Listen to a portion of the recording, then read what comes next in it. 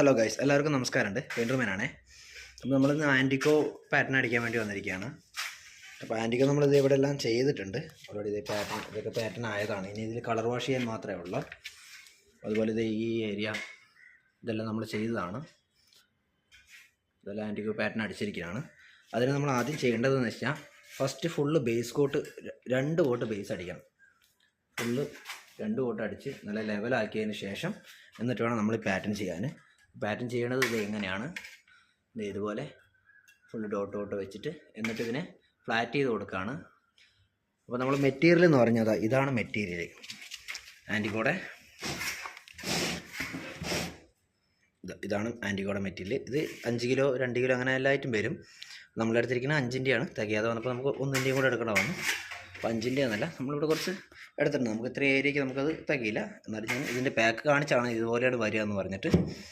അപ്പോൾ എങ്ങനെയാണ് ഇനി അടുത്ത് ഇതിനെ ഫ്ലാറ്റ് ചെയ്യണത് എങ്ങനെയാണെന്നുള്ളത് കാണിച്ചു തരാവേ.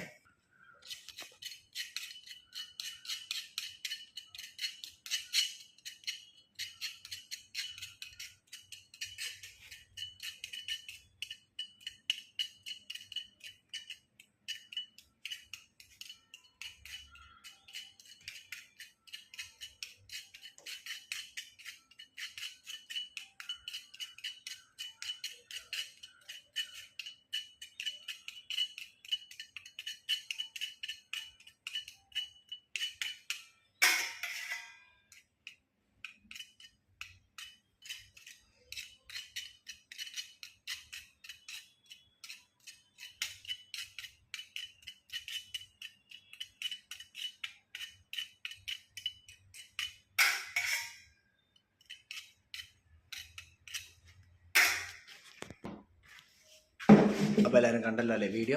അപ്പോൾ ഇങ്ങനെയാണ് ഫ്ലാറ്റ് ചെയ്ത് കഴിഞ്ഞാൽ നമുക്ക് കിട്ടുന്ന ഒരു ഇതാണ്. ഇനി ഇതിൻ്റെ പുറത്ത് നമ്മൾ ടോപ്പ് കോട്ട് വാഷ് ചെയ്യും.